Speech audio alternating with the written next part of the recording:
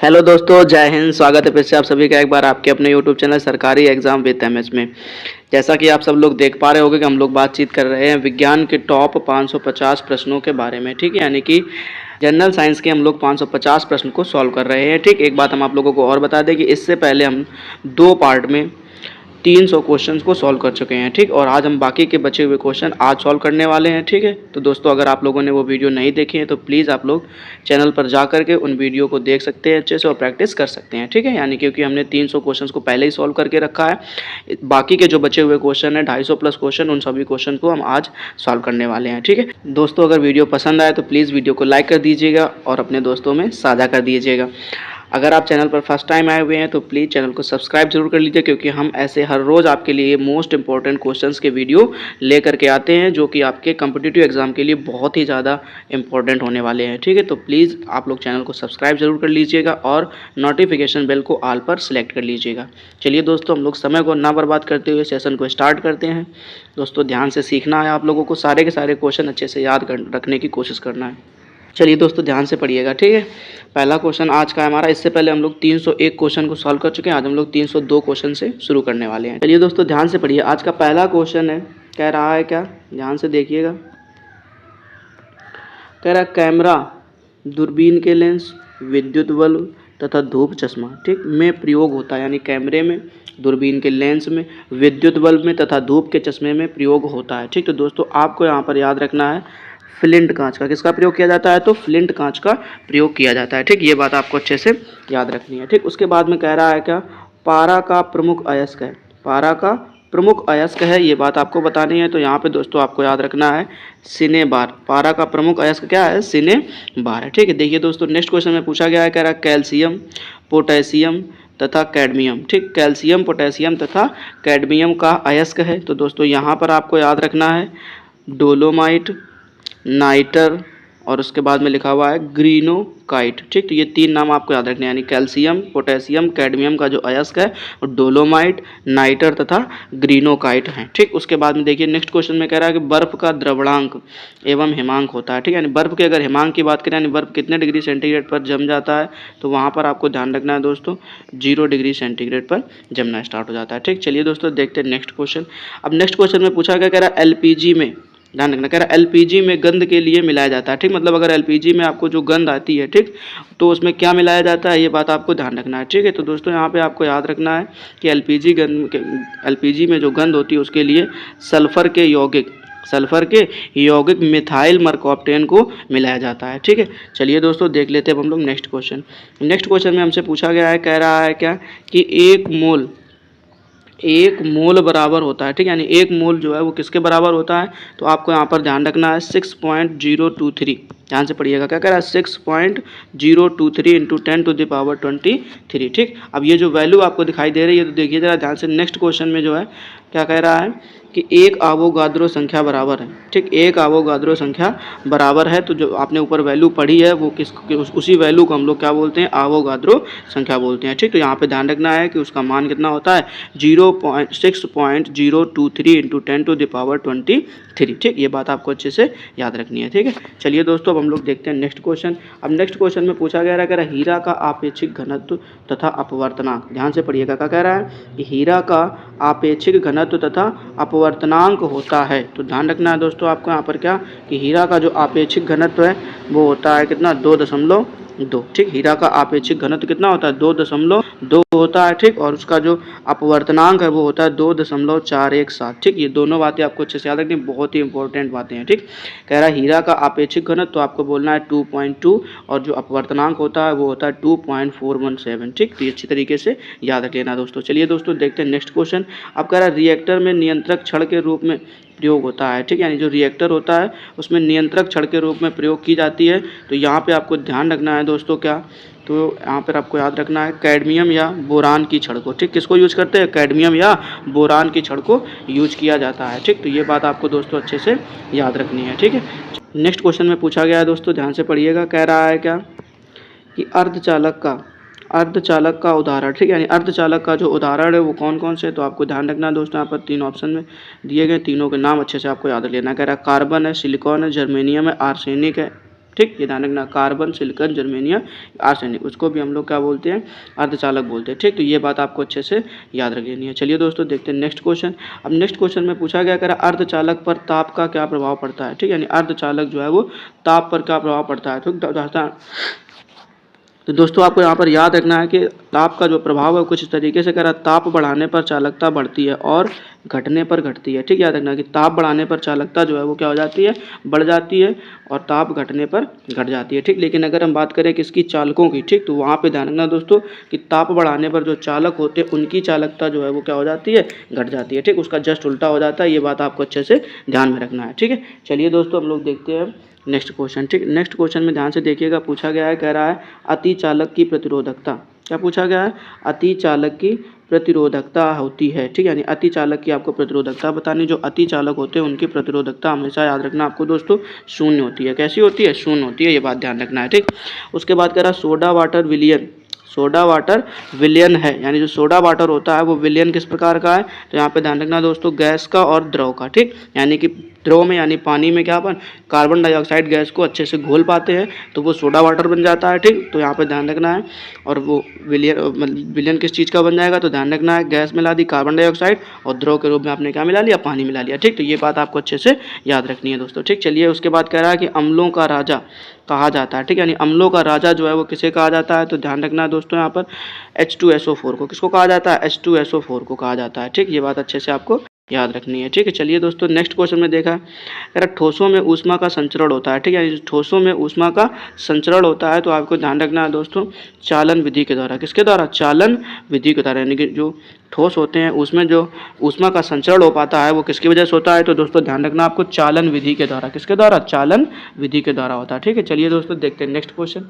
Next question में पूछा गया है कान पर, क्या कह रहा है, कान पर ध्वनि का प्रभाव पड़ता है। ठीक, यानी कान पर जो है वो ध्वनि का प्रभाव पड़ता है। तो दोस्तों यहाँ पर आपको याद रखना है कि जो कान पर ध्वनि का प्रभाव पड़ता है उसके लिए आपको ध्यान रखना है 1/10 सेकेंड में। ठीक, यानी बोलने के 1/10 सेकेंड बाद में कान पर ध्वनि का प्रभाव पड़ जाता है। ठीक, उसके बाद में देखिए दोस्तों नेक्स्ट क्वेश्चन कह रहा प्रतिध्वनि सुनने के लिए श्रोता एवं परावर्तक सतह के बीच, क्या कह रहा प्रतिध्वनि सुनने के लिए श्रोता एवं परावर्तक सतह के बीच की जो न्यूनतम दूरी है वो कितनी होनी चाहिए, ये बात आपको बतानी है। तो दोस्तों यहाँ पर आपको याद रखना है, लिखा हुआ है 17 मीटर। कितनी होनी चाहिए, 17 मीटर होनी चाहिए। ठीक, तो ये बात आपको अच्छे से याद रखनी है। चलिए दोस्तों देखते हैं नेक्स्ट क्वेश्चन।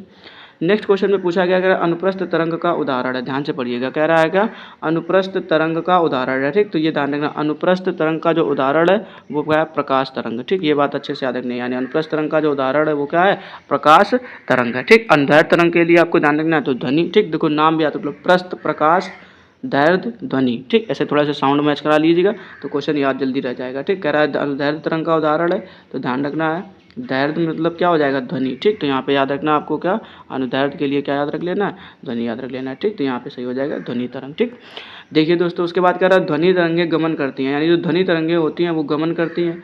तो आपको यहाँ पर ध्यान रखना है कैसे गमन करती हैं, तो वो लंबवत गमन करती हैं। कैसे करती हैं, लंबवत गमन करती है। ठीक, यानी जो ध्वनि तरंगे होती हैं वो लंबवत गमन करती हैं। ठीक, उसके बाद कह रहा मनुष्य नहीं सुन सकता है, मनुष्य नहीं सुन सकता है, कौन सी किरणों को नहीं सुन सकता है, तो आपको यहाँ पर ध्यान रखना जो पराश्रव्य तरंगे होती हैं उनको मनुष्य नहीं सुन सकता है। ठीक, उसके बाद कह रहा है सेकेंडी लोलक का आवर्त काल होता है, यानी सेकेंडी मतलब सेकेंड। ठीक, ये बात ध्यान रखना, यानी कह रहा है सेकेंड लोलक का जो आवर्त काल है वो होता है तो ध्यान रखना दोस्तों 2 सेकेंड होता है। ठीक, फिर कह रहा है मानव नेत्र की स्पष्ट दृष्टि की न्यूनतम दूरी होती है, यानी जो मानव नेत्र होता है उसमें स्पष्ट दृष्टि की जो न्यूनतम दूरी होती है वो कितनी होती है, तो दोस्तों आपको यहाँ पर याद रखना है 25 सेंटीमीटर। कितनी होती है, 25 सेंटीमीटर होती है, ये बात आपको अच्छे से याद रखनी है। ठीक, उसके बाद कह रहा है सामान्य आँख के लिए दूर बिंदु है, सामान्य आँख के लिए जो दूर बिंदु है उसमें आपको ध्यान रखना है तो याद रखना है अनंत, यानी सामान्य आँख जो होती है नॉर्मल आँख वो अनंत तक चीज़ों को देख सकती है। ठीक, चलिए दोस्तों देखते हैं नेक्स्ट क्वेश्चन।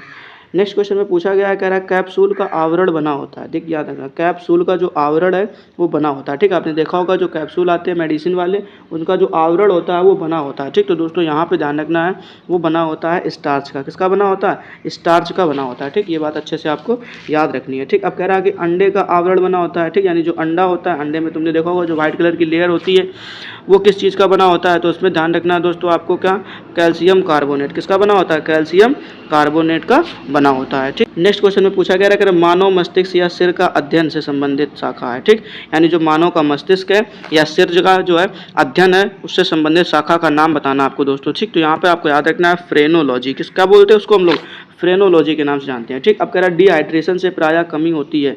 डिहाइड्रेशन से प्रायः कमी होती है, तो ध्यान रखना है कि जो डिहाइड्रेशन से कमी होने वाली है वो क्या होती है? तो सोडियम क्लोराइड की। किसकी कमी होती है? सोडियम क्लोराइड की कमी होती है। ठीक, उसके बाद दोस्तों कह रहा है वस्तु का भार अधिकतम होता है। ठीक, वस्तु का भार अधिकतम होता है, तो दोस्तों यहाँ पर याद रखना है आपको निर्वात में। किसमें होता है? निर्वात में। ठीक, यानी वस्तु का जो भार है अधिकतम वो कहाँ पर होता है? निर्वात में होता है। ठीक, उसके बाद कह रहा है कृत्रिम सिल्क कहलाता है, यानी जो कृत्रिम सिल्क होता है वो क्या कहलाता है? तो दोस्तों यहाँ पर आपको ध्यान रखना है रेयान। क्या कहलाएगा? रेयान कहलाएगा। ठीक, तो यहाँ पे अच्छे से याद रख लेना। ठीक, उसके बाद में कह रहा है क्या कि आम का वैज्ञानिक नाम। आम का वैज्ञानिक नाम है। ठीक, ये अच्छे से क्वेश्चन याद रखिए कि जो आम का वैज्ञानिक नाम है वो कहलाता है क्या?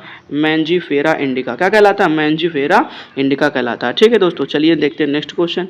नेक्स्ट क्वेश्चन में पूछा गया अगर रेफ्रिजरेटर, क्या कह रहा है? रेफ्रिजरेटर में जल को ठंडा करने के लिए प्रयोग किया जाता है। ठीक, यानी कि जो रेफ्रिजरेटर में जल को ठंडा करने के लिए प्रयोग किया जाता है तो उस गैस का नाम बताना। ठीक, यानी जो अपने घरों में फ्रीजर यूज करते हो उसमें जो गैस होती है उसके लिए आपको ध्यान रखना। तो वहाँ पर क्या कह रहा है? Ammonia gas. क्या होती है? अमोनिया गैस होती है। ठीक, उसके बाद कह रहा है क्या कि रेफ्रिजरेटर के आविष्कारक हैं। ठीक, यानी रेफ्रिजरेटर की खोज किसने करी है? तो दोस्तों यहाँ पर आपको ध्यान रखना है जेम्स हैरिसन। किसने करी है? जेम्स हैरिसन ने करी है। ठीक, ये बात आपको अच्छे से याद रख लेनी है। ठीक, नेक्स्ट क्वेश्चन में पूछा गया है कि रेफ्रिजरेटर में एक समान ताप को बनाए रखता है। ठीक, यानी ऐसी कौन सी चीज़ है जो टेम्परेचर को बैलेंस करके रखता है? तो दोस्तों यहाँ पर ध्यान रखना है आपको थर्मोस्टेट। क्या याद रखना है? थर्मोस्टेट याद रखना है। ठीक, उसके बाद कह रहा है कमरे में रखे रेफ्रिजरेटर का दरवाजा यदि खोल दिया जाता है। ठीक, ये बड़ा इंपॉर्टेंट क्वेश्चन है, इसको बहुत अच्छी तरीके से याद रखना। कह रहा है कमरे में रखे रेफ्रिजरेटर का दरवाजा यदि खोल दिया जाता है तो कमरे का टेम्परेचर यानी उसके कमरे के तापमान पर क्या प्रभाव पड़ेगा? दोस्तों ध्यान रखना, लगता है कि घट जाएगा बट घटता नहीं, जो है वो क्या हो जाएगा? बढ़ जाएगा। ठीक, ये बात आपको अच्छे से याद रखनी है। ठीक, उसके बाद कह रहा पेप्सिन प्रोटीन को बदलता है, यानी जो पेप्सिन है वो प्रोटीन को बदलता है। तो दोस्तों यहाँ पर ध्यान रखना है पॉलीपेप्टाइड में। किसमें बदल देता है? पॉलीपेप्टाइड में बदल देता है। ठीक, उसके बाद देखिए नेक्स्ट क्वेश्चन में पूछा गया अगर गोबर गैस संयंत्र के आविष्कारक है, यानी जो गोबर गैस संयंत्र है उसके आविष्कारक कौन है? ये बात आपको बतानी है। ठीक, तो दोस्तों यहाँ पर ध्यान रखना है CB देसाई। क्या नाम है उनका? CB देसाई नाम है उनका। ठीक, उसके बाद कह रहा गोबर गैस से प्राप्त होने वाली गैस है, यानी गोबर गैस से कौन सी गैस प्राप्त होती है? तो सभी को पता होगा। ठीक, आप लोगों ने घरों में कभी कभी बनाया भी हो ना, पहले जो सेल वगैरह आती थी। तो ध्यान रखना दोस्तों यहाँ पर क्या है? मेथेन। ठीक, तो ये अच्छे से याद रखना है। चलिए देखते हैं नेक्स्ट क्वेश्चन। नेक्स्ट क्वेश्चन में पूछा गया है, कह रहा है कि सोडा वाटर बनाने के लिए प्रयुक्त होता है। ठीक, देखिए दोस्तों अभी थोड़ी देर पहले हमारे पास में क्वेश्चन था कि जो सोडा वाटर होता है वो किस प्रकार का विलयन है, तो हमने बताया था आपको गैस और द्रव का। ठीक, अब उसमें जो गैस मिली हुई थी वो गैस कौन सी है ये बात आपको पूछी गई है। ठीक, तो ध्यान रखना सोडा वाटर बनाने के लिए जो प्रयुक्त गैस होती है वो गैस का नाम है कार्बन डाइऑक्साइड। क्या नाम है? कार्बन डाइऑक्साइड नाम है। ठीक है, चलिए देखते हैं नेक्स्ट क्वेश्चन। कह रहा है सभी गैस शून्य आयतन घेरेंगे। सभी गैस जो है वो शून्य आयतन घेरेंगी। तो दोस्तों यहाँ पे आपको याद रखना है -273 डिग्री सेंटीग्रेड पर। कब? -273 डिग्री सेंटीग्रेड पर कहना है। ठीक, कह रहा परम शून्य ताप होता है। परम शून्य ताप होता है, इससे कम ताप कोई हो ही नहीं सकता। तो परम शून्य ताप की अगर हम बात करें तो आपको दोस्तों यहाँ पर याद रखना है -273.15 डिग्री सेंटीग्रेड। ठीक, कितना होता है? -273.15 डिग्री सेंटीग्रेड। ठीक, उसके बाद कह रहा द्रवित पेट्रोलियम गैस यानी LPG, लिक्विड पेट्रोलियम गैस यानी LPG का प्रमुख संगठन है। ठीक, तो दोस्तों यहाँ पर याद रखना है आपको ब्यूटेन और प्रोपेन। क्या है? ब्यूटेन और प्रोपेन। ठीक, ये बात आपको अच्छे से याद रखनी। कह रहा बॉयल नियम लागू होता है। बॉयल का जो नियम है, ठीक, चार्ल्स बॉयल का जो नियम है वो किस पर लागू होता है? तो ध्यान रखना जब टेम्परेचर क्या कर दिया जाएगा? फिक्स कर दिया जाए। ठीक, तो जब टेम्परेचर नियत होगा तब ये नियम लागू होगा। ठीक, उसके बाद कह रहा है कि एनटीपी सामान्य ताप एवं दाब, ठीक, पर किसी गैस के 1 मोल का आयतन होता है। ठीक, तो दोस्तों यहाँ पर याद रखना आपको कि एनटीपी पर जो है किसी गैस का आयतन होता है तो 22.4 लीटर। ठीक, यानी एनटीपी पर किसी गैस के 1 मोल का आयतन कितना होता है? 22.4 लीटर होता है। ठीक है दोस्तों, देखते हैं नेक्स्ट क्वेश्चन। नेक्स्ट क्वेश्चन में पूछा गया है सिगरेट लाइटर से निकलती है। ठीक, यानी सिगरेट लाइटर से निकलती है, जो सिगरेट का लाइटर होता है, ठीक, उससे निकलती है। तो दोस्तों आपको यहाँ पे याद रखना है ब्यूटेन गैस। क्या निकलती है? ब्यूटेन गैस निकलती है। ठीक, उसके बाद कह रहा अम्ल वर्षा होती है। अम्ल वर्षा होती है तो दोस्तों यहाँ पे याद रखना कि अम्ल वर्षा जो है वो सल्फर डाइऑक्साइड और नाइट्रोजन डाइऑक्साइड के कारण होती है। ठीक, उसके बाद कह रहा है कि ब्लीचिंग पाउडर यानी CaOCl2 ठीक है, CaOCl2, ठीक, यहाँ पर क्लोरीन होगा दोस्तों, थोड़ा सा याद रखना, टाइपिंग में मिस्टेक है, C12 नहीं होगा, Cl2 यानी क्लोरीन वाला Cl और उसके बाद में 2 होगा। ठीक है, उसके बाद देखो इसमें आंसर आपका क्या हो जाएगा, तो कह रहा है कैल्शियम हाइपो क्लोराइड। ठीक, ध्यान रखना दोस्तों, क्या कह रहा है, कैल्शियम हाइपोक्लोराइड। ठीक, ये बात आपको अच्छे से याद रख लेनी है। उसके बाद कह रहा है मानव द्वारा संश्लेषित पहला रेशा था।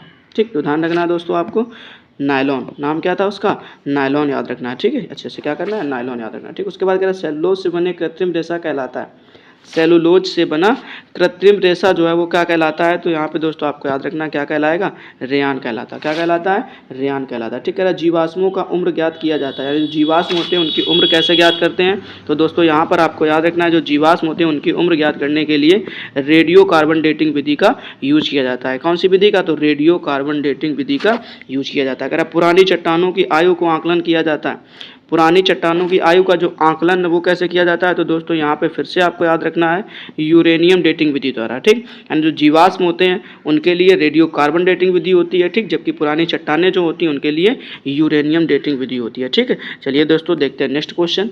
नेक्स्ट क्वेश्चन में पूछा गया है, कह रहा है हैलोजनों में सर्वाधिक प्रभावशाली, हैलोजनों में सर्वाधिक प्रभावशाली है। ठीक, तो दोस्तों आपको ध्यान रखना है कि हैलोजनों में जो सर्वाधिक प्रभावशाली है वो फ्लोरीन है। क्या है, फ्लोरीन है। ठीक है, हैलोजन होते कौन से हैं, तो क्लोरीन, फ्लोरीन, ब्रोमीन, आयोडीन, ऐसे 4 हैलोजन होते हैं, उसमें जो सबसे प्रभावकारी है वो क्या है, फ्लोरीन है। ठीक है, देखते हैं दोस्तों नेक्स्ट क्वेश्चन, कह रहा है शहद का मुख्य घटक है, शहद का मुख्य घटक है, तो दोस्तों यहाँ पे आपको ध्यान रखना जो शहद का मुख्य घटक है वो क्या है, फ्रक्टोस है। क्या है, फ्रक्टोस है। ठीक, ये बात आपको अच्छे से याद रखनी है। ठीक, उसके बाद कह रहा है शर्करा को यकृत बदल देती है, शर्करा को यकृत बदल देती है, तो दोस्तों ध्यान रखना है ग्लाइकोजन में, किसमें बदल देती है, ग्लाइकोजन में बदल देती है। ठीक, उसके बाद देखिए नेक्स्ट क्वेश्चन में पूछा गया, कह रहा है रंजक व खाद्य पदार्थ बनाने में प्रयोग किया जाता है। ठीक, यानी रंजक व खाद्य पदार्थ बनाने में प्रयोग किया जाता है, तो दोस्तों आपको यहाँ पर ध्यान रखना है कैरामल, क्या किया जाता है, कैरामल का यूज किया जाता है। कह रहा है खाद्य पदार्थों को खराब होने से बचाने के लिए प्रयोग किया जाता है, यानी जो खाद्य पदार्थ होते हैं उनको खराब होने से बचाने के लिए किस चीज़ का प्रयोग किया जाता है, तो दोस्तों यहाँ पे याद रखना आपको बेंजोइक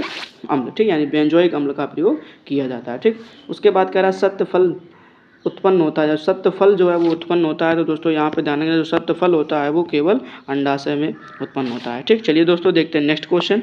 अब नेक्स्ट क्वेश्चन में हमसे पूछा गया है, क्या कह रहा है कि असत्य फल उत्पन्न होता है। ठीक, अभी सत्य फल के बारे में पढ़ा, तो अब ध्यान रखिए असत्य फल उत्पन्न होता है, तो दोस्तों ध्यान रखना है क्या, जो असत्य फल है वो अंडाशय एवं पुष्प के अन्य भाग, ध्यान रखना है अंडाशय एवं पुष्प के अन्य भाग से उत्पन्न होता है। ठीक, कह रहा है पौधों का प्रजनन अंग होता है, पौधों का प्रजनन अंग जो है वो होता है, तो दोस्तों यहाँ पे आपको याद रखना है फूल, यानी जो पौधों का प्रजनन अंग है वो क्या होता है, फूल होता है। ठीक, उसके बाद कह रहा है फलों का अध्ययन कहलाता है, फलों का अध्ययन कहलाता है, तो दोस्तों यहाँ पर ध्यान रखना जो फलों का अध्ययन है उसको हम लोग बोलते हैं पोमोलॉजी। क्या बोलते हैं, पोमोलॉजी। ठीक, उसके बाद कह रहा है जो फूलों का अध्ययन है उसे क्या बोला जाता है, तो ध्यान रखना दोस्तों जो फूलों का अध्ययन है उसे हम लोग बोलते हैं एंथोलॉजी। क्या बोलते हैं, एंथोलॉजी। ठीक, कह रहा जल में विलेय विटामिन है। ठीक, ये बहुत इंपॉर्टेंट क्वेश्चन है दोस्तों, बहुत ही मोस्ट इंपॉर्टेंट क्वेश्चन है ये, ध्यान रखना अच्छी तरीके से आपको, तो अच्छे से इसको तैयार करने की कोशिश करना है। ठीक है, ध्यान से पढ़िए। कह रहा जल में विलेय विटामिन है। ठीक, अब जल में विलेय विटामिन की अगर हम बात करें तो ध्यान रखना जो जल में विलेय विटामिन होते हैं वो होते हैं BC।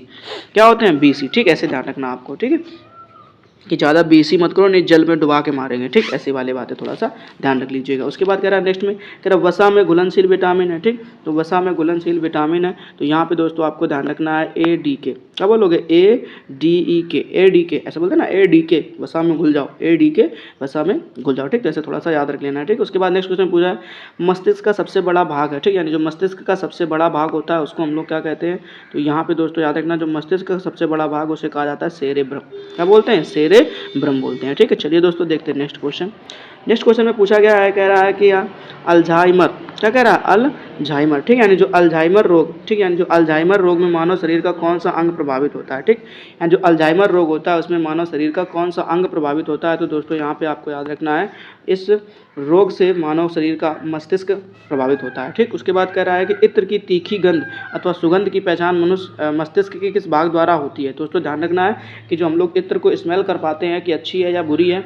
ठीक, तो दोस्तों ये ध्यान रखना है आपको कि मस्तिष्क के या माइंड के किस भाग द्वारा होती है, तो ध्यान रखना है सेरिब्रम के द्वारा। किसके द्वारा होती है, सेरिब्रम के द्वारा होती है, ये बात आपको अच्छे से याद रखनी है। ठीक, उसके बाद कह रहा है सुक्रोज में होता है, सुक्रोज में होता है, तो ध्यान रखना दोस्तों सुक्रोज की अगर हम बात करें तो सुक्रोज दो चीज़ों से मिलकर बनता है, ग्लूकोज एवं फ्रक्टोज से, ठीक है।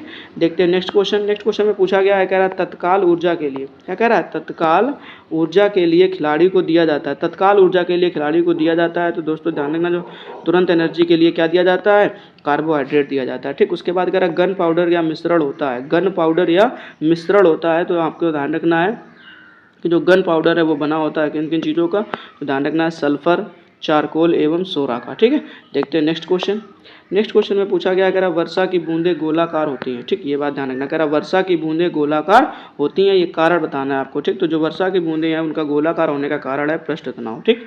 ये बात आपको अच्छे से ध्यान रखना। उसके बाद कह रहा है अशुद्धियों से द्रव का क्वथनांक, ठीक है, यानी अशुद्धियाँ अगर बढ़ा दी जाती हैं तो द्रव के क्वथनांक पर क्या प्रभाव पड़ता है। तो दोस्तों यहाँ पर ध्यान रखना है कि जो द्रव का क्वथनांक है वो भी क्या हो जाता है, बढ़ जाता है, ठीक। उसके बाद कह रहा कुपोषण होता है, कुपोषण होता है। तो दोस्तों ध्यान रखना, जो कुपोषण है वो प्रोटीन की कमी के कारण होता है, किसकी कमी के, प्रोटीन की कमी के कारण होता है, ठीक। उसके बाद में कह रहा है क्या कि क्वासी-ओरकर, क्या कह रहा है, क्वासी-ओरकर एवं मरासमस की बीमारी होती है, ठीक। यानी जो क्वासी-ओरकर है एवं मरासमस की बीमारी। तो दोस्तों ध्यान रखना है यहाँ पर, ये जो बीमारी है वो किसकी वजह से होती है, तो प्रोटीन की कमी की वजह से होती है, ठीक। फिर उसके बाद कह रहा बच्चों का मानसिक एवं शारीरिक विकास अवरुद्ध हो जाता है, जो बच्चों का मानसिक एवं शारीरिक विकास है वो अवरुद्ध हो जाता है। तो दोस्तों यहाँ पर आपको ध्यान रखना है थायरॉक्सिन की कमी के कारण, किसकी कमी की, थायरॉक्सिन की कमी के कारण जो है वो अवरुद्ध हो जाता है, ठीक। उसके बाद कह रहा मनुष्य में बुढ़ापा किस ग्रंथि के लुप्त हो जाने के कारण आता है, यानी मनुष्यों में जो बुढ़ापा है वो किस ग्रंथि के लुप्त हो जाने के कारण आता है। तो दोस्तों यहाँ पे याद रखना है आपको, क्या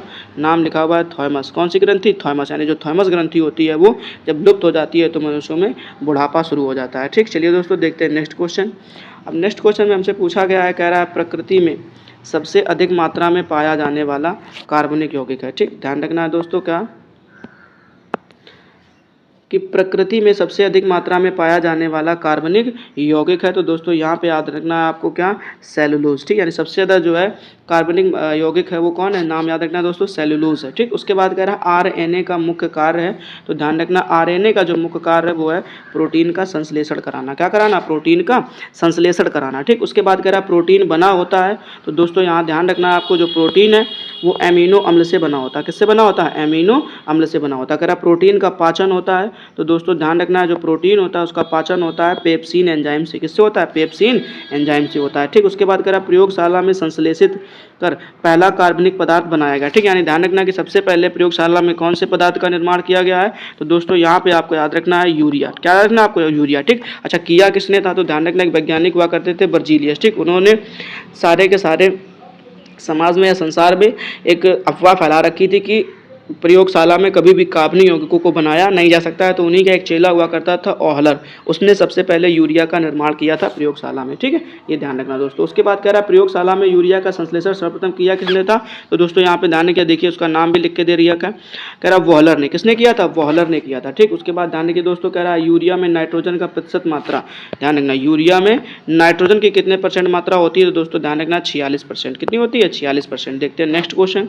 नेक्स्ट क्वेश्चन में पूछा गया, कह रहा यूरिया उर्वरक में, ध्यान रखना यूरिया उर्वरक में नाइट्रोजन मौजूद होता है। तो ध्यान रखना दोस्तों यूरिया उर्वरक में जो नाइट्रोजन उपस्थित होता है वो एमाइड के रूप में होता है, किस रूप में होता है, एमाइड के रूप में होता है, ठीक। कह रहा है यूरिया का रासायनिक नाम बताइए, ठीक है, जो यूरिया का रासायनिक सूत्र है वो बताना आपको, ठीक। तो दोस्तों ध्यान रखना यूरिया का रासायनिक सूत्र होता है NH2CO NH2, क्या होता है, NH2CO NH2, ठीक। उसके बाद कह रहा है यूरिया अधिकतम मात्रा में पाया जाता है। तो दोस्तों ध्यान रखना जो यूरिया है वो सबसे ज़्यादा मात्रा में पाया जाता है मूत्र में, कहाँ पर, मूत्र में। कह रहा शरीर में यूरिया किस अंग से बनता है। तो दोस्तों ध्यान रखना जो शरीर में यूरिया बनता है वो यकृत के द्वारा, किसके द्वारा, यकृत के द्वारा बनता है। कह रहा मूत्र दुर्गंध देता है। तो ध्यान रखना दोस्तों मूत्र जो है वो दुर्गंध देता है यूरिया के कारण, किसके कारण, यूरिया के कारण। कह रहा दूध को पाश्चरीकृत किया जाता है, दूध को पाश्चरीकृत किया जाता है। तो ध्यान रखना दोस्तों 62 डिग्री सेंटीग्रेड पर, कितने पर, 62 डिग्री सेंटीग्रेड पर, ठीक। कह रहा दूध का pH मान होता है। तो दोस्तों ध्यान रखना जो दूध का pH मान है वो होता है 6.4, कितना होता है, 6.4 होता है। चलिए देखते हैं नेक्स्ट क्वेश्चन। अब नेक्स्ट क्वेश्चन में हमसे पूछा गया है दूध के प्रोटीन को पचाने वाला एंजाइम, ध्यान रखना दूध के प्रोटीन को पचाने वाला जो एंजाइम है। तो दोस्तों यहाँ पे आपको याद रखना क्या होता है, रेनिन होता है, ठीक। कह रहा दूध की शुद्धता मापी जाती है। तो दोस्तों ध्यान रखना दूध की शुद्धता मापने के लिए हम लोग यूज करते हैं लैक्टोमीटर, किसको, लैक्टोमीटर का प्रयोग करते हैं, ठीक। उसके बाद कह रहा है BHC 10% का व्यापारिक नाम है, ध्यान रखना BHC 10% का व्यापारिक नाम है। तो दोस्तों ध्यान रखना है उसको हम लोग बोलते हैं गैमेक्सिन, जो खेतों में वगैरह में डाली जाती है। उसके बाद कह रहा दूध खट्टा होता है। तो ध्यान रखना दोस्तों दूध जो खट्टा होता है उसका कारण है जीवाणु। क्या कारण है? जीवाणुओं के कारण। ठीक, उसके बाद कह रहा है पेनिसिलिन क्या है? पेनिसिलिन क्या है? तो दोस्तों ध्यान रखना, पेनिसिलिन जो है वो एंटीबायोटिक है। क्या है? एंटीबायोटिक है। ठीक, उसके बाद कह रहा है अंडे में प्रोटीन पाया जाता है। तो दोस्तों ध्यान रखना, अंडे में जो प्रोटीन पाया जाता है वो पाया जाता है उजले भाग में। किसमें? उजले भाग में पाया जाता है। ठीक, कह रहा है रासायनिक दृष्टि से वाटर ग्लास क्या है? रासायनिक दृष्टि से वाटर ग्लास क्या है? तो दोस्तों ध्यान रखना है सोडियम सिलिकेट। क्या है? Sodium silicate. देखते हैं नेक्स्ट क्वेश्चन। अब नेक्स्ट क्वेश्चन में हमसे पूछा गया है, कह रहा है दर्द निवारक दवाएं। ध्यान रखना, क्या कह रहा है? दर्द निवारक दवाएं कहलाती हैं। तो दोस्तों ध्यान रखना, जो दर्द निवारक दवाएं हैं वो कहलाती हैं एनाल्जेसिक। क्या कहलाती हैं? एनाल्जेसिक कहलाती है। कह रहा है दूध में पाई जाने वाली शर्करा है। तो ध्यान रखना दोस्तों, दूध में पाई जाने वाली जो शर्करा है उसको हम लोग बोलते हैं लैक्टोज। क्या बोलते हैं? लैक्टोज बोलते हैं। कह रहा है एंटीबायोटिक्स नष्ट कर देते हैं। एंटीबायोटिक नष्ट कर देते हैं। तो ध्यान रखना बैक्टीरिया को। ठीक है, जो एंटीबायोटिक्स होते हैं वो बैक्टीरिया को नष्ट कर देते हैं। कह रहा है अंडाणु का निषेचन होता है। अंडाणु का निषेचन होता है। तो दोस्तों ध्यान रखना है फैलोपियन ट्यूब में। किसमें होता है? फैलोपियन ट्यूब में होता है। ठीक, कह रहा है द्रव्यों में ऊष्मा का सर्वोत्तम संवाहक है। तो दोस्तों ध्यान रखना, द्रव्यों में जो ऊष्मा का सर्वोत्तम संवाहक है वो क्या है? पारा है। ठीक, कह रहा है एंटीबायोटिक एम्पिसिलिन प्राप्त होती है। ध्यान रखना दोस्तों, किससे प्राप्त होती है? तो बैक्टीरिया से। किससे प्राप्त होती है? बैक्टीरिया से। ठीक, कह रहा है हाइड्रोजन से सर्वाधिक मिश्रित तत्व है। हाइड्रोजन से सर्वाधिक मिश्रित तत्व है। तो ध्यान रखना दोस्तों, हाइड्रोजन से भी ज़्यादा मिश्रित तत्व कौन है? कार्बन है। ठीक, क्योंकि कार्बन लगभग हर जगह पाया जाता है। ठीक, चलिए दोस्तों देखते हैं नेक्स्ट क्वेश्चन। अब नेक्स्ट क्वेश्चन में हमसे पूछा है, कह रहा है कागज पर पुराने अंगुलियों के चिन्हों को किससे विकसित किया जा सकता है? ठीक, याद रखना है कागज पर पुराने उंगलियों के चिन्हों को किससे विकसित किया जा सकता है? तो दोस्तों यहाँ पे आपको ध्यान रखना है सिल्वर नाइट्रेट। क्या याद रखना दोस्तों आपको? यहाँ पर सिल्वर नाइट्रेट के घोल से। ठीक, कह रहा है पुराने तैल चित्रों के रंगों को फिर से उभारने के काम आता है। पुराने तैल चित्रों के रंगों को फिर से उभारने के काम आता है। तो दोस्तों ध्यान रखना यहाँ पर क्या? तो हाइड्रोजन पर ऑक्साइड, H2O2 हाइड्रोजन पर ऑक्साइड। ठीक, कह रहा है डिहाइड्रेशन से प्रायः किस पदार्थ की कमी होती है? तो दोस्तों ध्यान रखना, इस क्वेश्चन को हम लोग पढ़ चुके हैं पहले ही। तो याद रखना सोडियम क्लोराइड। क्या होता है? Sodium chloride. कह रहा है पैक करने के लिए प्रयुक्त होने वाली सेलोफेन किससे बनी होती है? ठीक, पैक करने के लिए प्रयुक्त होने वाली सेलोफेन किससे बनी हुई होती है? तो दोस्तों यहाँ पे ध्यान रखना है आपको, क्या? Glucose acetate. किससे बनी होती है? ग्लूकोज एसीटेट से बनी होती है। ठीक, उसके बाद कह रहा है चीनी के शोधन के लिए प्रयुक्त रंजक, एंड जो चीनी का शोधन किया जाता है उसके लिए रंजक बताना आपको। तो नाम ध्यान रखना बॉन्ड ब्लैक। क्या नाम है? Bond black. कहता है व्यक्ति का भार लिफ्ट में अधिक होता है। कब अधिक होता है? तो ध्यान रखना दोस्तों कि जब व्यक्ति जो है या जब लिफ्ट जो है वो कहाँ की तरफ? ऊपर की ओर गति कर रही होती है। जब जो लिफ्ट है ऊपर की ओर गति कर रही होती है तो व्यक्ति का जो भार है वो लिफ्ट में अधिक प्रतीत होता है। ठीक, चलिए दोस्तों देखते हैं नेक्स्ट क्वेश्चन। ध्यान से पढ़िए दोस्तों, नेक्स्ट क्वेश्चन में पूछा गया है, कह रहा है क्या? किसके साथ कास्टिक सोडा को उबालकर साबुन तैयार किया जाता है? ध्यान रखना, किसके साथ कास्टिक सोडा को उबाल करके साबुन तैयार किया जाता है? तो दोस्तों ध्यान रखना वसा यानी फैट के साथ। ठीक, कह रहा है श्यांता की एसआई मात्रक, श्यांता की एसआई मात्रक जो है उसको ध्यान रखना दोस्तों, जो श्यांता का एसआई मात्रक है उसको हम लोग बोलते हैं पॉइस। ठीक, कह रहा है जैव यौगिक का अधिकतम अनिवार्य तत्व, जैव यौगिक का अनिवार्य तत्व है। तो दोस्तों ध्यान रखना, जो जैव यौगिक होते हैं उनका अनिवार्य तत्व क्या है? कार्बन है। ठीक है, अल्कोहल का प्रयोग किस तापमापी में किया जाता है? ठीक, अल्कोहल का प्रयोग किस तापमापी में किया जाता है? तो दोस्तों ध्यान रखना है -40 डिग्री सेंटीग्रेड के नीचे ताप मापने के लिए अल्कोहल का प्रयोग किया जाता है। ठीक, उसके बाद कह रहा है किसी पदार्थ को गर्म करने पर दोस्तों ध्यान रखना है क्या? कि आयतन बढ़ता है जबकि द्रव्यमान नियत रहता है। ठीक है, यानी जब किसी पदार्थ को आप गर्म करोगे तो आयतन बढ़ जाता है, मतलब फैल जाता है। ठीक है, धरती पे हर वो चीज़ जिसे गर्म किया जाता है वो फैलती है। कह रहा जबकि द्रव्यमान क्या रहता है? नियत रहता है। क्या रहता है? नियत रहता है। चलिए दोस्तों देखते हैं नेक्स्ट क्वेश्चन। कह रहा ध्वनि की चाल किस पर निर्भर करती है? तो दोस्तों ध्यान रखना, जो ध्वनि की चाल है वो निर्भर करती है माध्यम की प्रत्यास्थता तथा घनत्व पर। ठीक, ये बात आपको अच्छे से याद रखनी। चलिए दोस्तों देखते हैं नेक्स्ट क्वेश्चन। ध्यान से पढ़िएगा, क्वेश्चन कह रहा है क्या? कि कार्बन डाइऑक्साइड गैस का प्रकृति क्या होती है? ठीक, तो दोस्तों यहाँ पर ध्यान रखना है कैसी प्रकृति होती है? तो दोस्तों ध्यान रखना अम्लीय होती है। ठीक, कह रहा है CO2 यानी कार्बन मोनोऑक्साइड की प्रकृति क्या होती है? तो जो कार्बन मोनोऑक्साइड होता है उसकी प्रकृति होती है दोस्तों ध्यान रखना उदासीन। ठीक, उसके बाद कह रहा है संयोजी इलेक्ट्रॉन की संख्या अधिकतम कितनी हो सकती है? जो संयोजी इलेक्ट्रॉन होते हैं उसकी संख्या अधिकतम कितनी हो सकती है? तो दोस्तों यहाँ पर ध्यान रखना आपको कितनी हो सकती है मैक्सिमम? तो 8 हो सकती है। ठीक, कह रहा है दिया सलाई में प्रयोग होता है। तो ध्यान रखना दोस्तों, दिया सलाई में लाल फास्फोरस का प्रयोग किया जाता है। ठीक, कह रहा है कीटाणुनाशक के रूप में किसका प्रयोग किया जाता है? तो दोस्तों ध्यान रखना कीटाणुनाशक के रूप में हम लोग विरंजक चूर्ण तथा DDT का प्रयोग करते हैं। नेक्स्ट क्वेश्चन में ध्यान से देखिए, पूछा गया है साबुन बनाने की प्रक्रिया होती है, साबुन बनाने की प्रक्रिया होती है उसको क्या बोलते हैं, तो ध्यान रखना सैपोनिफिकेशन। क्या बोलते हैं, सैपोनिफिकेशन कहते हैं। अगर श्वसन क्रिया में निर्माण में होता है, श्वसन क्रिया में निर्माण होता है, तो ध्यान रखना दोस्तों श्वसन क्रिया में निर्माण होता है किसका, ऊर्जा का होता है। ठीक, चलिए दोस्तों देखते हैं नेक्स्ट क्वेश्चन। अब नेक्स्ट क्वेश्चन में हमसे पूछा गया अगर श्वसन में शर्करा का होता है, ध्यान रखना श्वसन में शर्करा का होता है, तो ध्यान रखना श्वसन में शर्करा की अगर हम बात करें तो उसका होता है ऑक्सीकरण। ठीक, कह रहा अमाशय में भोजन का पाचन किस माध्यम से होता है, अमाशय में भोजन का जो पाचन है वो किस माध्यम से होता है दोस्तों, ध्यान रखना अम्लीय माध्यम से। उसके बाद कह रहा हार्मोन का क्या कार्य होता है, तो ध्यान रखना दोस्तों क्या कि हार्मोन का कार्य है सभी प्रकार के रासायनिक क्रियाओं को नियंत्रित करना। ठीक, उसके बाद कह रहा प्रतिवर्ती क्रिया का संचालन केंद्र है, प्रतिवर्ती क्रिया का संचालन केंद्र है, तो दोस्तों ध्यान रखना मेरुदंड। कह रहा ऑटोमोबाइल के हाइड्रोलिक ब्रेक कार्य करता है, यानी जो ऑटोमोबाइल होता है उसके जो हाइड्रोलिक ब्रेक होते हैं वो कार्य करते हैं, तो दोस्तों ध्यान रखना पास्कल के नियम के पर, किस पर, पास्कल के नियम पर कार्य करते हैं। कह रहा सोने को घोला जा सकता है, तो सोने को घोला जा सकता है, तो ध्यान रखना दोस्तों सोने को किसमें आप घोल सकते हो, तो कह रहा सल्फ्यूरिक व नाइट्रिक एसिड के मिश्रण में, सल्फ्यूरिक व नाइट्रिक एसिड के मिश्रण में घोला जाता है। कह रहा कॉर्क प्राप्त होता है, कॉर्क प्राप्त होता है, तो दोस्तों यहाँ पे ध्यान रखना आपको क्वैकस यानी ऑक के पेड़ में। ठीक है, जो क्वैकस का पेड़ होता है या ऑक का पेड़ होता है उसमें से आपको कॉर्क प्राप्त होता है। चलिए दोस्तों देखते हैं नेक्स्ट क्वेश्चन। अब नेक्स्ट क्वेश्चन में पूछा गया है क्या, कह रहा कुनैन प्राप्त होता है, ध्यान रखना कुनैन जो है वो किससे प्राप्त होता है, तो ध्यान रखना ये बहुत इंपॉर्टेंट क्वेश्चन है। कह रहा सिनकोना की छाल से, बहुत बार पूछा जा चुका है, सिनकोना की छाल से। कह रहा मार्फिन और हीरोइन का मुख्य स्रोत है, मार्फिन और जो हीरोइन है वो किस चीज़ का मुख्य स्रोत है दोस्तों, ध्यान रखना अफीम। क्या याद रखना आपको यहाँ पर, अफीम याद रखना। ठीक, कह रहा तारपीन का तेल होता है, तारपीन का तेल होता है, तो दोस्तों ध्यान रखना जो तारपीन का तेल है वो चीड़ के पेड़ से होता है, किससे होता है, चीड़ के पेड़ से होता है। कह रहा चाय में उत्तेजित पदार्थ होता है, तो ध्यान रखना चाय में जो उत्तेजित पदार्थ होता है वो आपको याद रखना है होता है थीन। क्या होता है, थीन होता है। कह रहा काफ़ी में उत्तेजित पदार्थ जो होता है उसको हम लोग बोलते हैं कैफीन। क्या बोलते हैं, कैफीन बोलते हैं। ठीक, तो ध्यान रखना दोस्तों। कह रहा दूध में उपस्थित प्रोटीन, दूध में उपस्थित प्रोटीन का क्या नाम है, तो दोस्तों ध्यान रखना है केसीन। कह रहा तंबाकू में विषैला पदार्थ, तो ध्यान रखना दोस्तों तंबाकू होता है उसमें विषैला पदार्थ जो होता है उसको क्या बोलते हैं, निकोटीन बोलते हैं। ठीक, अच्छे से याद रख लीजिए, सारे के सारे क्वेश्चन बहुत इंपॉर्टेंट है दोस्तों। अगर अभी तक आपने वीडियो को लाइक नहीं किया हुआ तो प्लीज़ वीडियो को लाइक कर दीजिए, और अगर आप चैनल पर फर्स्ट टाइम आए हुए हैं तो प्लीज़ चैनल को सब्सक्राइब कर लीजिए और नोटिफिकेशन बेल को ऑल पर सिलेक्ट कर लीजिए। ठीक, अगर आपको जरा से भी मेरी मेहनत अच्छी लगती है, ठीक, आपको कंटेंट अच्छा लगता है तो प्लीज़ आप अपने दोस्तों में वीडियो को शेयर भी कर सकते हैं। चलिए दोस्तों देखते हैं हम लोग नेक्स्ट क्वेश्चन। अब नेक्स्ट क्वेश्चन में हमसे पूछा गया है, कह रहा चांदी की चमक को काला करता है, ध्यान रखना चांदी की चमक को काला करता है, ये बात आपको अच्छे से याद रखना है। तो कह रहा चांदी की जो चमक होती है वो काली होती है ओजोन गैस की वजह से। कह रहा टंगस्टन एवं हीरा का गलनांक बिंदु कितना है, यानी जो टंगस्टन है और जो हीरा है उसका गलनांक बिंदु कितना है, तो दोस्तों ध्यान रखना है 3000 डिग्री सेंटीग्रेड से 3500 डिग्री सेंटीग्रेड के बीच में। दोस्तों नेक्स्ट क्वेश्चन में पूछा गया है, कह रहा इस्पात की कठोरता, क्या कह रहा इस्पात की कठोरता जो है वो निर्भर करती है, तो किस पर निर्भर करती है, तो दोस्तों ना उसमें उपस्थित कार्बन की मात्रा पर। ठीक, यानी इस्पात की जो कठोरता है उसमें उपस्थित कार्बन की मात्रा पर निर्भर करती है। ठीक, कह रहा 1 ग्राम वसा, क्या कह रहा 1 ग्राम वसा से ऊर्जा उत्पन्न होती है। ठीक, तो ध्यान रखना 1 ग्राम वसा से जो ऊर्जा उत्पन्न होती है उसे हम लोग कैलोरी बोलते हैं। कह रहा भूमि पर पाया जाने वाला प्रथम पौधा है, भूमि पर पाया जाने वाला प्रथम पौधा है, तो ध्यान रखना ब्रायोफाइट्स। क्या नाम है, ब्रायोफाइट्स। कह रहा मरुस्थल में उगने वाला पौधा, मरुस्थल में जो पहला पौधा होगा तो उसको क्या बोलते हैं, तो जीरोफाइट्स। क्या बोलते हैं, जीरोफाइट्स। कह रहा चट्टानों पर उगने वाला पौधा क्या कहलाता है, तो ध्यान रखना है दोस्तों चट्टानों पर उगने वाला पौधा जो है वो लिथोफाइट क्या कहलाता है, लिथोफाइट्स कहलाता है। ठीक, ये ध्यान रखना आपको, भूमि पर पाया जाने वाला ब्रायोफाइट्स, मरुस्थल में उगने वाला जीरोफाइट्स, चट्टानों पर उगने वाला लिथोफाइट्स। ठीक, ध्यान रखना दोस्तों। चलिए देखते हैं नेक्स्ट क्वेश्चन।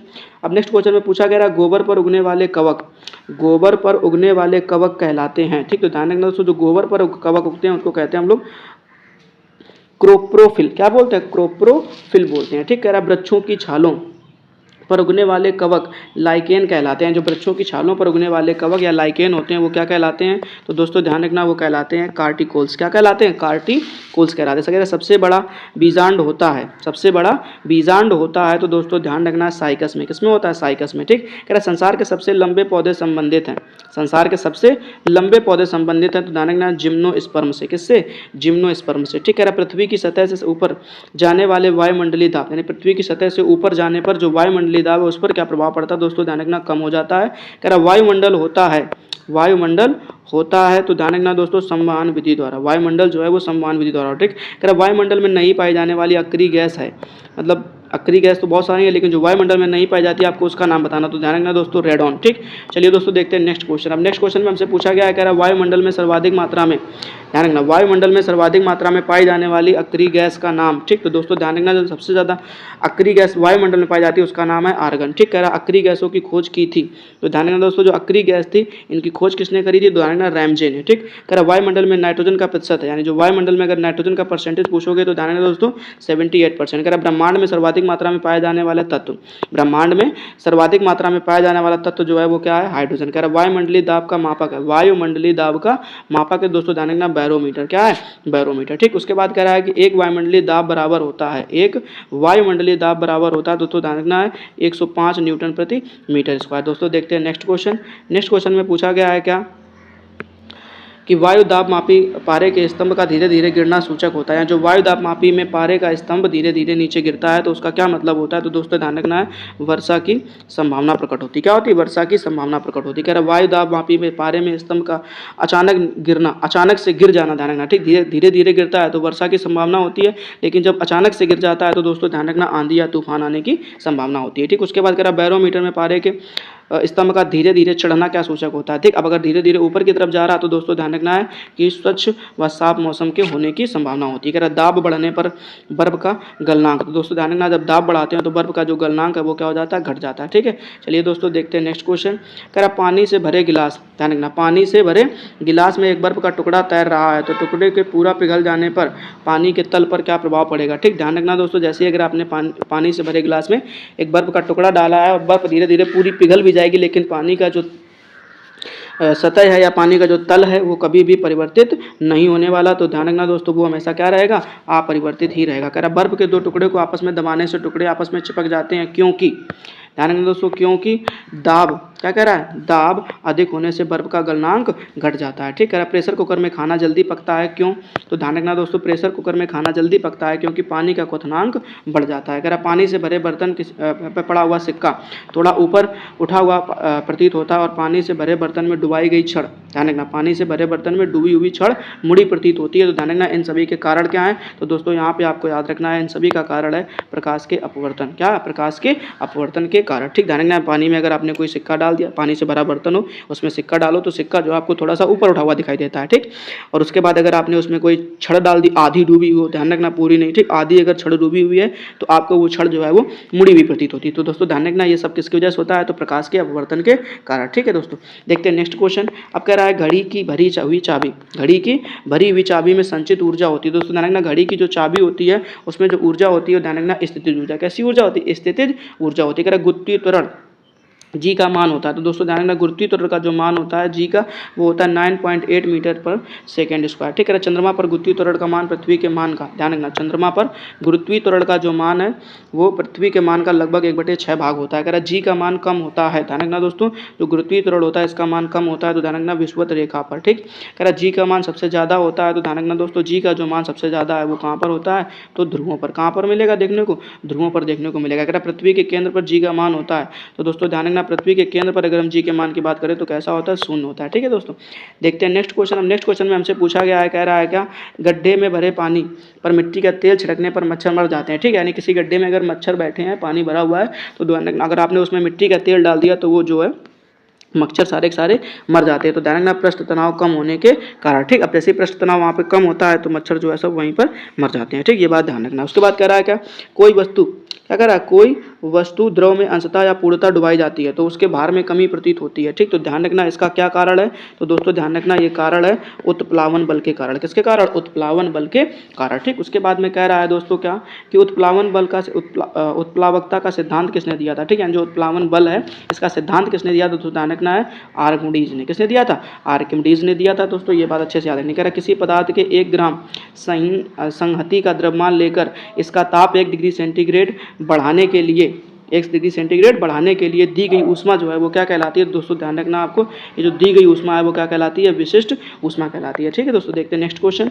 अब नेक्स्ट क्वेश्चन में पूछा गया पृथ्वी के लिए, ध्यान रखना पृथ्वी के लिए पलायन वेग का मान, दोस्तों ध्यान रखना पृथ्वी के लिए जो पलायन वेग का मान है वो होता है 11.2 किलोमीटर पर सेकेंड। कह रहा सूर्य के लिए पलायन वेग का मान, तो ध्यान रखना सूर्य के लिए पलायन वेग का मान जो है वो 42 किलोमीटर प्रति सेकेंड है। उसके बाद कह रहा चंद्रमा के लिए पलायन वेग का मान, तो दोस्तों ध्यान रखना चंद्रमा के लिए जो पलायन वेग का मान है वो क्या है, तो 2.37 किलोमीटर प्रति सेकेंड। कह रहा ऑप्टिकल फाइबर के आविष्कारक थे, तो ध्यान रखना दोस्तों जो ऑप्टिकल फाइबर है उसके आविष्कारक थे टी एच मैमान। क्या थे? टी एच मैमान थे। ठीक, उसके बाद कह रहा पनडुब्बी के अंदर से बाहर देखने के लिए प्रयोग किया जाता है, यानी पनडुब्बी के अंदर से बाहर देखने के लिए प्रयोग किया जाता है, तो दोस्तों ध्यान रखना है पेरिस्कोप का। किसका करते हैं? पेरिस्कोप का करते हैं। ठीक, उसके बाद कह रहा तड़ित चालक का आविष्कार किया था।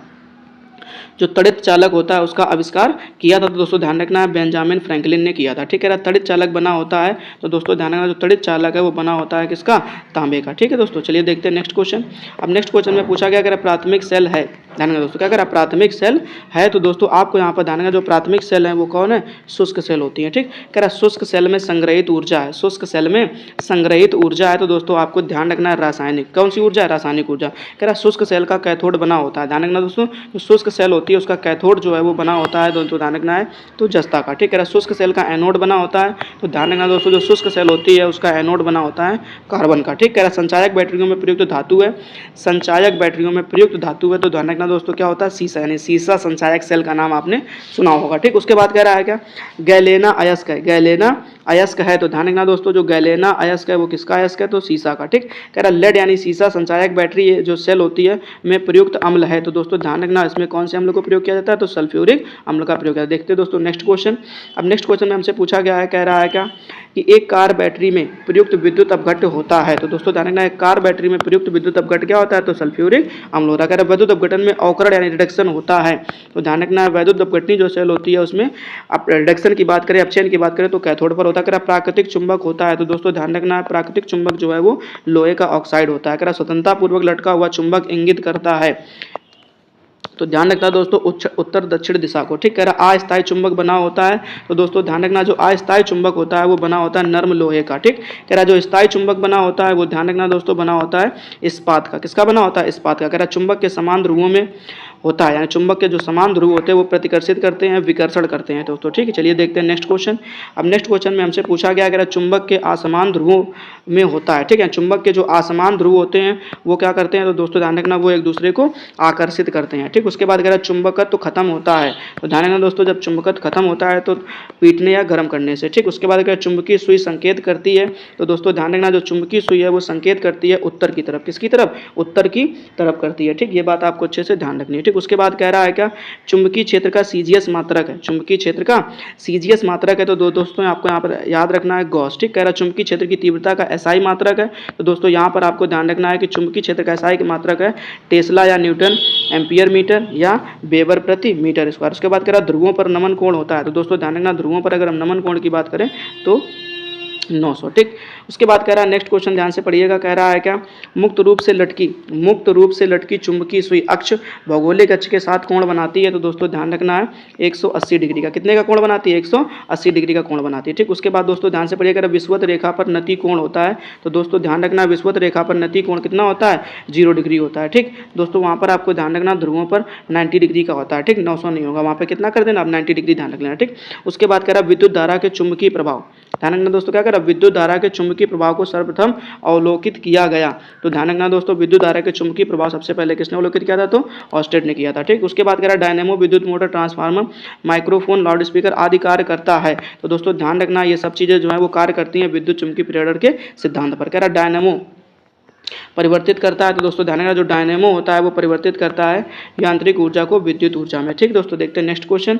नेक्स्ट क्वेश्चन में पूछा गया अगर विद्युत मोटर बदलता है, तो दोस्तों ध्यान रखना है यहाँ पे कि जो विद्युत मोटर है वो बदलता है विद्युत ऊर्जा को यांत्रिक ऊर्जा में। ठीक, ये बात आपको अच्छे से ध्यान रखनी है। ठीक, उसके बाद में कह रहा है क्या कि रासायनिक ऊर्जा क्या कह रहा है? रासायनिक ऊर्जा को विद्युत ऊर्जा में परिवर्तित करता है, तो दोस्तों ध्यान रखना है रासायनिक ऊर्जा को विद्युत ऊर्जा में परिवर्तित करता है बैटरी। कह रहा ट्रांसफार्मर का क्रोड बना होता है, तो दोस्तों ध्यान रखना ट्रांसफार्मर की जो क्रोड बनी होती है वो नर्म लोहे की बनी होती है। कह रहा ताप का एसआई मात्रक होता है, तो दोस्तों ध्यान रखना ताप का एसआई मात्रक होता है केल्विन। अब कह रहा डायोड से धारा बहती है, तो दोस्तों ध्यान रखना डायोड से धारा जो है वो एक दिशा में बहती है। ठीक, कह रहा ट्रांसफार्मर प्रयुक्त होता है, तो दोस्तों ध्यान रखना है केवल और केवल एसी के लिए होता है। किसके लिए होता है? केवल और केवल एसी परिपथ में। दोस्तों देखते हैं नेक्स्ट क्वेश्चन।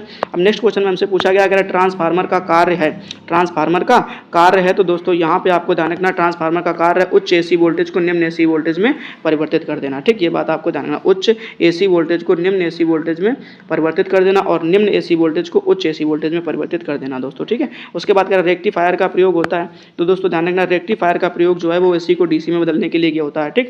कह रहा फ्यूज का तार बना होता है, तो दोस्तों ध्यान रखना फ्यूज का जो तार है वो बना होता है शीशा और टिन का। किसका बना होता है? शीशा और टिन का बना होता है, ठीक। उसके बाद कह रहा टेलीफोन लाइन में प्रवाहित ऊर्जा होती है, तो दोस्तों ध्यान रखना टेलीफोन लाइन में प्रवाहित ऊर्जा होती है विद्युत ऊर्जा। कह रहा टेलीफोन के आविष्कारक थे, दोस्तों ध्यान रखना टेलीफोन के जो आविष्कारक थे ग्राहम बेल थे। कह रहा घरेलू फ्यूज का तार होता है, तो दोस्तों ध्यान रखना घरेलू फ्यूज का जो तार होता है उसका गलनांक क्या होता है? निम्न होता है, ठीक। उसके बाद देखते हैं नेक्स्ट क्वेश्चन। अब नेक्स्ट क्वेश्चन में हमसे पूछा गया है, कह रहा नाभिकीय रिएक्टरों में ईंधन के रूप में प्रयोग किया जाता है, तो दोस्तों ध्यान रखना जो नाभिकीय रिएक्टर होते हैं उसमें ईंधन के रूप में यूरेनियम का प्रयोग किया जाता है। कह रहा कैंसर के इलाज के लिए प्रयोग किया जाता है, तो दोस्तों ध्यान रखना कैंसर के इलाज के लिए हम लोग करते हैं कोबाल्ट 60 का यूज, ठीक। कह रहा कोबाल्ट पाया जाता है, तो दोस्तों ध्यान रखना है विटामिन B12 में। किसमें पाया जाता है? विटामिन B12 में। कह रहा कैंसर का अध्ययन जो है वो क्या कहलाता है? तो ध्यान रखना दोस्तों कहलाता है ऑन्कोलॉजी। क्या कहलाता है? ऑन्कोलॉजी कहलाता है। कह रहा कीमोथेरेपी का इस्तेमाल करते हैं, तो दोस्तों ध्यान रखना कीमोथेरेपी की अगर हम बात करें तो ध्यान रखना किया जाता है कैंसर के इलाज में। कह रहा कैंसर की प्रसिद्ध दवा टैक्सोल किस वृक्ष से पाई जाती है? तो दोस्तों ध्यान रखना है यू से। किससे पाई जाती है?